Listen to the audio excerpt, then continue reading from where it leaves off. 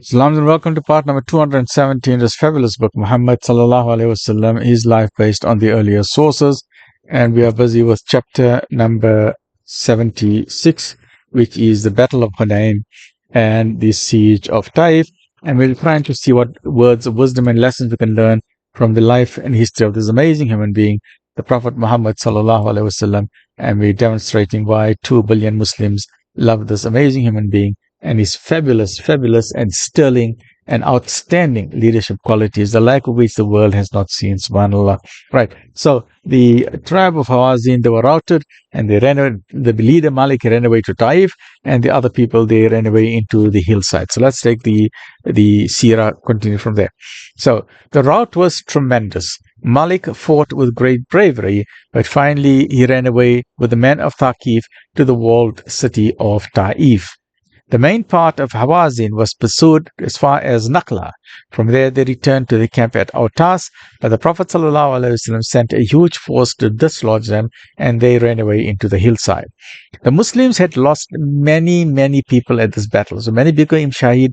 So there were a lot of losses on both sides, because the Hawazin, Malik did not follow the rules of conduct, the rules of courtesy, of gentlemanly behavior. Like if you start a boxing match, or any like in WWF, you always touch gloves. As a part of a gentleman's, they'll be starting nicely. You touch gloves and you say, follow the rules, obey the rules, don't hit below the belt, listen to the referee, touch your gloves and let me start, right? Like that. But yeah, instead of touching gloves, he gives a sucker punch, right? So that's hitting below the belt, right? So that's what, but despite that, so initially the Muslims were routed, but then they came together again and they managed to get together. I'm just trying to see outside. It seems like there's a storm brewing. SubhanAllah, I love the rainy weather, but must always make dua that, Ya Allah, bless us with wonderful, soothing, soft, soothing rain to fill the rivers, lakes, dams, ocean, waterfalls, rivers and streams, those that we can see, those that we cannot see underground, and in the drought-stricken areas of the world. Oh Allah, please protect and preserve us from calamities of floods and storms and huge typhoons and hurricanes. Ya Allah, those areas of the world that have drought, bless them with soft, soothing rain, life-giving rain, Ya Rabbal Alameen. And those areas of the world that are in conflict, whether it is in Palestine, in the Middle East, in Kashmir, in Sudan, in Myanmar, wherever they are conflict areas, Ya Allah, make it easy for them. For thou verily, thou hast promised us in the Quran that verily the help of Allah is always near, and that the end belongs to the believers, that the Muslims eventually, the believers went out in the end, and truth prevails over falsehood. Subhanallah, right? And good prevails over evil. So this is a dua that we make when we see some drops of rain coming, right? So let's continue with this. The Muslims had lost many men at the outset of the battle, in particular the Bani Sulaim, who had borne the brunt of the initial ambush. But after the first onslaught, relatively few had been killed. One of these few was Ayman, Usama's elder brother, who was struck down at the side of the Prophet Muhammad ﷺ. The women and children of the Hawazin who had been behind the enemy lines were all made captives. So unfortunately, Malik did not listen to the advice of the elderly people, the people who had seen the good and the bad of life. They have seen the problems in life. He did not listen to the elderly people. So now, unfortunately, all their wives and children have all now become prisoners of war. And in addition, all the thousands upon thousands and thousands of camels and sheep and goats, together with 4,000 to 5,000 ounces of silver, were amongst the spoils of war. A huge, huge booty. The Prophet ﷺ put Budail in charge and gave orders that it should all be taken, including the captives, to the nearby valley of Jirana, about 10 miles, about 22 kilometers from Mecca itself. Among the divisions of Hawazin was a contingent from the Bani Sa'd ibn Bakr, a clan with whom the Prophet ﷺ had spent his infancy, his childhood days, and early childhood. And one of the older captives rebuked her captors, saying, so one of the older people, when she was taken prisoner, she told the person who took her as a prisoner to say, why are you treating me like that? By God, I am the sister of your boss, your chief. I am his sister. Now everyone knows the Prophet ﷺ did not have any sisters. And who is this lady? Is an unknown stranger who is talking to the soldier. To say, why you treat me like this? Me, I'm the sister of your boss. Your chief, I'm his sister. Right? Subhanallah, look at this. They did not believe her. They say, this old woman is talking rubbish. They did not believe her. But nonetheless, they say, take me to your Nabi, take me to the Prophet. So they said, she was insisting. So they took her to the Prophet, say, all right, this woman is talking a lot. She's giving us a headache. We haven't got time for this. All right, just take her to the Prophet. Just take her, let he'll sort her out. So then she went to the Nabi Sallallahu Alaihi Wasallam and she said, oh Muhammad, Ya Rasulullah, I am your sister. The Prophet ﷺ started looking at her, he's gazing at her, wonderingly, in a curious way, with his face radiant and smiling. And he's looking at this woman. What is this woman talking about? Why are you saying you are my sister? This old woman. And look how nicely the Prophet ﷺ is talking to her, to this gentleman who is his prisoner. And she's coming to tell him that she is his sister. So he's finding it very curious and amusing and interesting. And he said, all right, talk some more. Tell me what is going on here. And Prophet ﷺ gazed at her, this old woman, 70 years plus, more than 70 years old, right? The Prophet ﷺ then asked her a question. Has thou any sign of that? They say, what proof do you have that you are my sister? Where's your proof? Where's your evidence? Right? He's talking to her nicely. He didn't tell the people, hey, I'm busy with the warfare here. I don't want to see these people. Tell my PA, tell my secretary, hey, please stay out. Stay out. Subhanallah, I've been in that situation. Alhamdulillah, one time, I was running a hospital, private hospital, 300 beds, 20, 30 ICU beds, 7 operating theaters. And sometimes when you're busy in meetings and the PA says, you got someone on the phone, I got no time for that. Someone is knocking on the door, I got no time for that. Why? Because patients are dying in your hospital. You got so many meetings to attend to. So many times we tell people, please let someone else take care of it. But here, Nabi Sallallahu Alaihi Wasallam, the king of Arabia, the president of Arabia, the prime minister, and the prophet, the greatest of all the prophets, he's sitting there and he's got time for everyone. What an amazing lesson we must learn. What an amazing lesson I must learn. Make time for everyone. And my dear mother, my late mother, may Allah grant her the highest stage of Jannah al-Firdaus, she taught me a very valuable lesson which I remember up to now. So even though I'm not well, many times I'm in bed, as what I mentioned before, I spend 20 hours a day in bed in quarantine. For the past 15 years, 5 years in bed, 20 hours a day in quarantine. My mother always told me, in a Memon language, I speak a language known as Memon, and my mother used to say, Moko Sambarigano. Moko Sambariganje. That means honor the occasion. Honor the occasion. That means if there's a funeral, don't say you're lazy. Go for that funeral. You won't get a chance again. If someone is sick in hospital, Moko Sambarigan, honor the occasion. Go visit that person in hospital. Maybe that person won't survive. If there's a wedding, Moko Sambarigan, honor the occasion. Go for that wedding. Those events only happen once in a while. So honor the occasion. And honor the people. If someone coming has got maybe a need, someone is desperate, maybe someone on the internet is asking for help, or someone is sending out emails, or someone is asking for help, don't ignore the people. Someone comes knocking at your business to say, I'm collecting money for the mosque, I'm collecting money for the widow or the orphans. Don't say, I'm too busy, I'm going to play golf, I'm going on my ship cruise, I'm a too busy man, I'm a very wealthy man, I got no time for nobody, I'm too rich and I got a lot of bucks, I must count my money. Don't say that. Give that person even 5 minutes of your time. Say, how can I help you? And if I can't help you, please remember, I'll put it in my diary and we'll see how we can help you. You don't know in what way you can help people. You don't know in what way. That one word you can tell that person, or some advice you can give some person, it can change someone's entire life. It can change the entire life of a person. There's a very famous story. I have to give this example when I have to deliver my human brain workshops, to business leaders, university students, to school teachers, to various people. And one of the examples I have to give were the random acts of kindness, how important it is.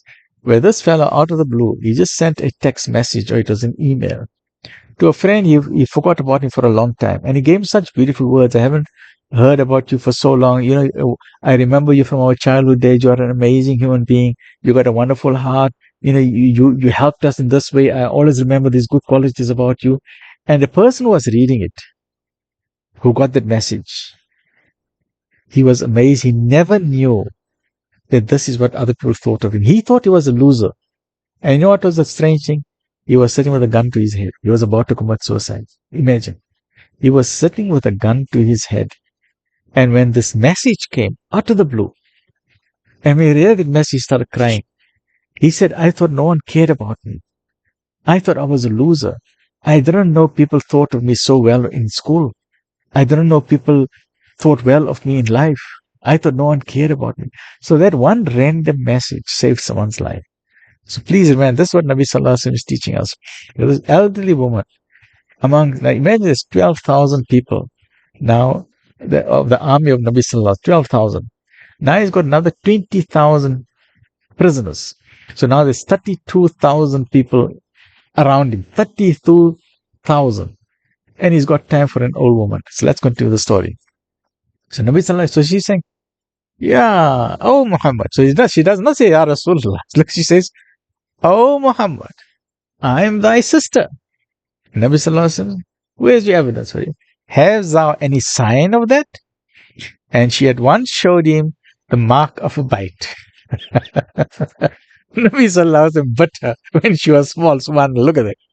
And she said, you bit me, and here's the mark. You bit me when you were small. Subhanallah, look at that. Absolutely amazing. Absolutely amazing. He said, thou didst bite me when I was carrying thee in the valley of Sarar. We were there with the shepherds. Thy father was my father, and thy mother was my mother. He's referring to Halima, right? The Prophet ﷺ saw that she was indeed speaking the truth. She was the one that lived with him in the desert, and indeed it was Shema, one of his foster sisters, and he spread out his rug for her. Hey, this makes us, it makes us tear up. So emotional. So immediately when Nabi Sallallahu Alaihi Wasallam realized that this is my sister, my foster sister, that her mother is Halima, and Nabi Sallallahu Alaihi Wasallam drank milk from Halima, right? His nurse mother. And they used to play together. And this lady was elder than Nabi Sallallahu Alaihi Wasallam. And when she was carrying Nabi Sallallahu Alaihi Wasallam, one day he bit her. You know what is what babies would do? And they are teething. So today's time we have what you call a teething ring. And Nabi Sallallahu Alaihi Wasallam used her hand as a teething ring. And she got a mark. And she said, you bit me. And Nabi Sallallahu Alaihi Wasallam said, absolutely. And he spread out a rug for her. Subhan, look at the love, the generosity of this rahmatan lil alameen. Subhanallah. Absolutely amazing. So he spread out his rug for her. He bade her be seated, his eyes filled with tears, as he asked her for news of Halima and Harith, his foster parents. So this is being Nabi Sallallahu Alaihi Wasallam.